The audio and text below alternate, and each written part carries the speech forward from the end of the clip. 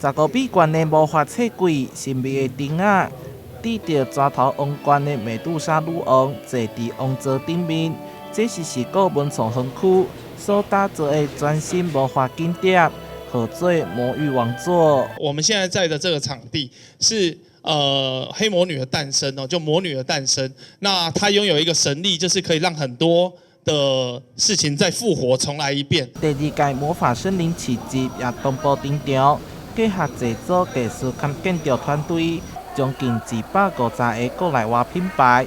民众会当伫过年前来到魔法世界采港年会，来自全世界，包含欧洲的古道具，还有日本、香港，还有韩国的艺术家都来到了现场，所以是等于说你来一次石鼓魔法市集，这一次你就可以一网打尽所有来自全世界的魔法。特别的是呢，在晚上5点半之后呢，打造一个全园区熄灯2小时，一个全新的市集体验。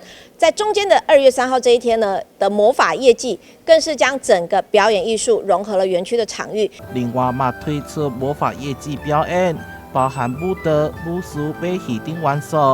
伫2月2号到2月4号为期3天的活动当中，要甲历史灯厂打造成魔幻氛围的主题园区。台南新闻所采采访报道。